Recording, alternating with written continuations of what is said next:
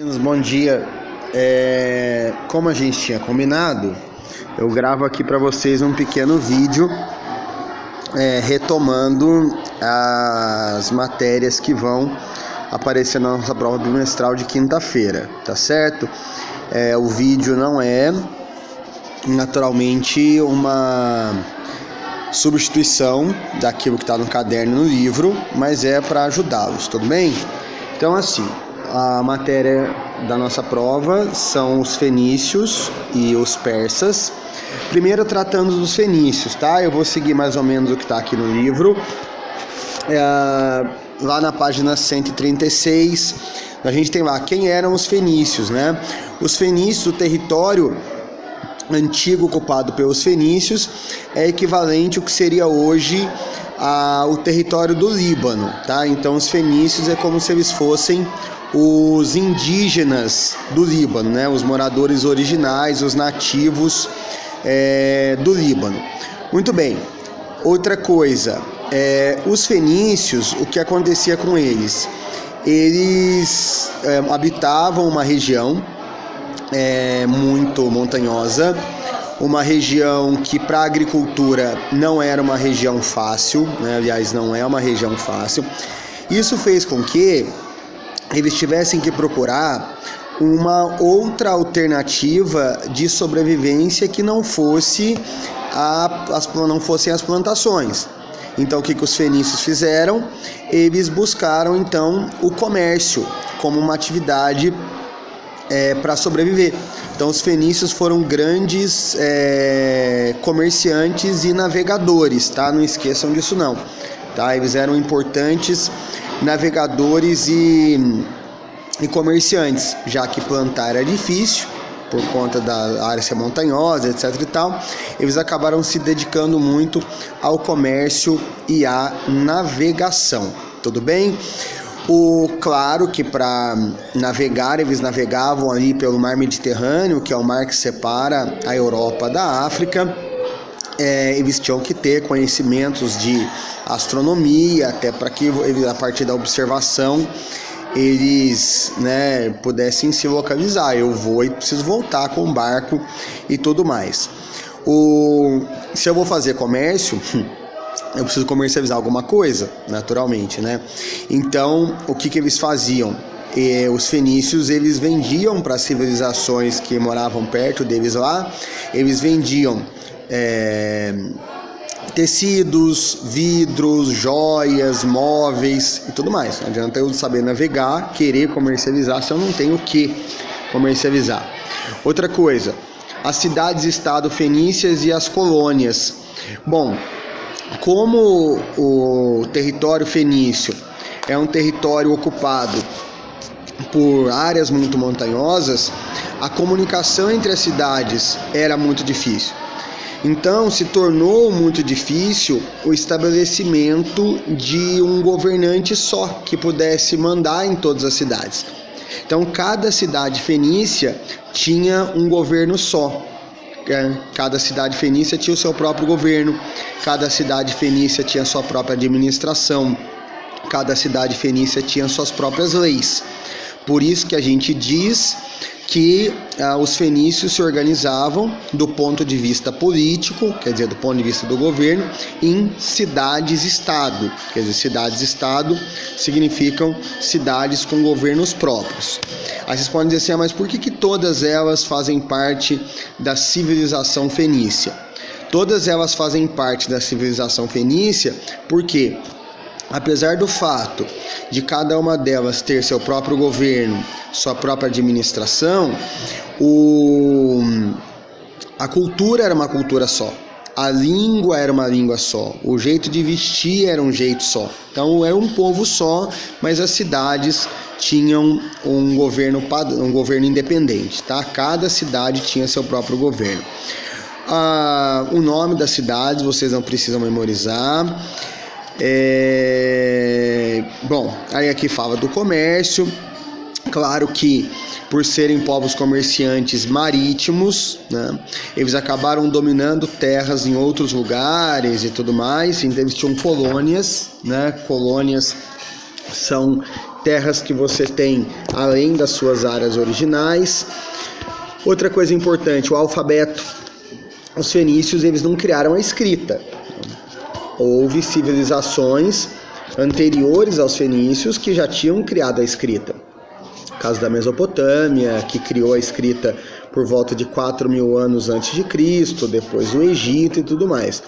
Agora, o sistema de escrita dessas civilizações anteriores à escrita criada pelos fenícios era uma escrita difícil de usar e era uma escrita dominada por um grupo pequeno de pessoas. No Egito da Mesopotâmia, por exemplo, só dominavam a escrita autoridades do governo. E a escrita só era usada para atividades do governo e para atividades religiosas. Os fenícios criaram uma coisa totalmente diferente. Os fenícios criaram uma escrita alfabética. O que é uma escrita alfabética? Uma escrita alfabética é quando eu tenho palavras, cada palavra é formada por um conjunto de letras e cada letra tem um som, que é o caso do nosso sistema de escrita. A escrita fenícia era uma escrita mais simples, até porque ela foi criada para o uso comercial. O comerciante tem que ter um sistema para registrar as coisas, não é? Então, você vai lá registrar o que você vendeu, para quem você vendeu, por quanto você vendeu, quem te deve, para quem você deve. Então não podia ser um sistema de escrita difícil, tinha que ser um sistema de escrita prático. Não podia ser um sistema de escrita dominado por pouca gente. Era um sistema de escrita dominado por muita gente, né? Digamos que muitos comerciantes, para não dizer todos, né? Mas muitos dominavam a escrita, tá certo? Esse alfabeto, né? Ele acabou servindo, né, de inspiração para o surgimento de outros alfabetos, tá? Como o alfabeto grego e o alfabeto latino, que é o alfabeto que nós usamos na língua portuguesa, tá certo? Tanto que se você olhar, existe uma correspondência, muitas letras do alfabeto fenício parecem as letras do alfabeto latino. Muito bem, a religião fenícia, os fenícios eles eram politeístas, né? Poli é um radical que significa vários, Theos significa deuses, ou seja, eles acreditavam na existência de vários deuses, o que era, na verdade, uma característica comum às civilizações antigas. Praticamente todas as civilizações antigas eram politeístas e os fenícios não eram diferentes. Bom, dizer também que boa parte daquilo que os fenícios escreveram se perdeu com o tempo, porque eles escreviam em papiro, que é um material orgânico que se perdeu, né, que se perde com o tempo, estraga com o tempo. Então, boa parte daquilo que eles escreveram acabou se perdendo. Bom, e essa foi, sem dúvida, a grande contribuição cultural dos fenícios, tá? Daquilo que eles criaram, que acabou sendo usado por outras civilizações. Os persas é a outra civilização que vai cair na nossa prova. Os persas, eles se desenvolveram numa região que hoje seria o Irã, tá certo?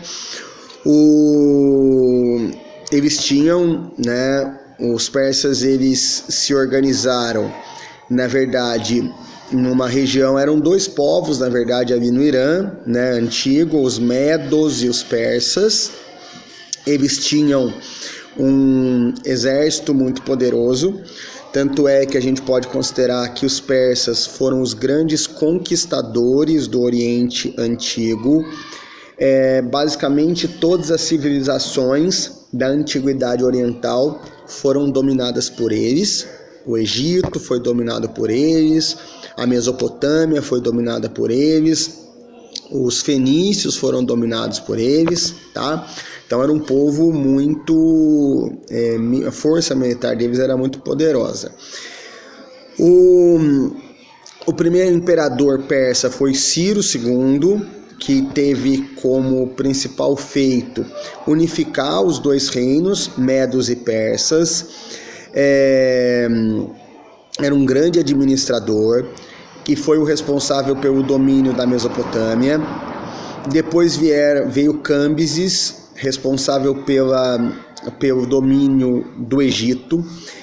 E os persas, se você perguntar, mas por que eles tiveram uma capacidade de domínio militar tão grande, né? Como é que eles conseguiram, ao longo do tempo, dominar tantas civilizações? Claro, a força do exército ajuda a explicar, mas eles tinham também uma estratégia de dominação que, para a época, era uma estratégia, digamos que diferente. Quando eles chegavam num determinado território e dominavam esse território, eles não impunham ao povo dominado a sua cultura, a sua religião. Então, assim, eles dominavam o povo, claro, escravizavam o povo, dominavam as terras, cobravam impostos, mas deixavam o povo dominado manter a sua cultura, manter a sua religião, manter as suas tradições. Então, quando você deixa o povo dominado, né, manter a sua cultura, o povo dominado tende a resistir menos à dominação, ficar menos bravo com a dominação, entende? Então, isso de algum modo diminuía a resistência à dominação e facilitava o domínio dos persas, tá? Essa foi uma estratégia de dominação importante que os persas utilizaram. O Dário foi o sucessor do Cambises. O Dário assume o império na época que o império era muito grande, tá? O império era muito grande. E aí o que vai acontecer? O Dário precisava melhorar a gestão do império, estava grande pra caramba. E aí o que ele fez? Algumas iniciativas importantes para melhorar a administração do império executadas pelo Dário. Primeira delas, a divisão do império em partes, que são as chamadas satrapias. Cada satrapia, ela era uma unidade administrativa, tá? Era uma unidade administrativa governada por um sátrapa, que seria equivalente mais ou menos a um governador, como acontece hoje no Brasil, que tem o presidente e os governadores. Na época era isso, tinha o imperador e tinha os governadores de cada parte, só que na verdade não eram eleitos e sim nomeados pelo próprio imperador. Ele estabeleceu uma moeda única para funcionar no império todo. Claro que ele era um imperador vaidoso. E aí o que ele fez? Ele deu a essa moeda o seu próprio nome. A moeda chamava Dárico, em homenagem a ele, que era o Dário. Ele criou um sistema de estradas que ligava todas as partes do império para que funcionários do governo pudessem transitar, o exército pudesse transitar. Essa é uma outra coisa importante. Criou um sistema de correio, o correio que é um sistema para circulação de cartas, documentos. Afinal, por exemplo, digamos que o imperador estava lá na capital, a capital chamava-se Persépolis, ele precisava mandar uma ordem através de um documento para um sátrapa, por exemplo, e ele precisava que esse documento chegasse. Então tinha que ter um sistema eficiente de circulação de mercadorias.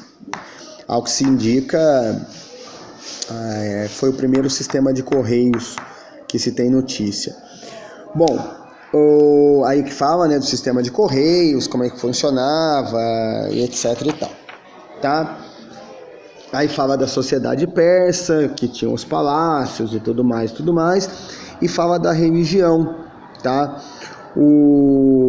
Era também uma religião politeísta, tá? Que criada, chama-se Zoroastrismo, porque criada por Zoroastro. E a ideia, né, como a gente fala de Deus e do diabo, que é a força do bem e a força do mal, eles acreditavam na existência de duas forças, né? Tem lá os nomes, tá?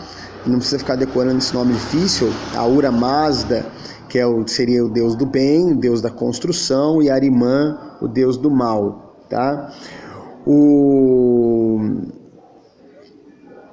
E aí tem lá o deus do bem e o deus do mal, tá bom? Então não esquece isso não. Fenícios, o povo comerciante navegador. Persas, o povo guerreiro conquistador, tá?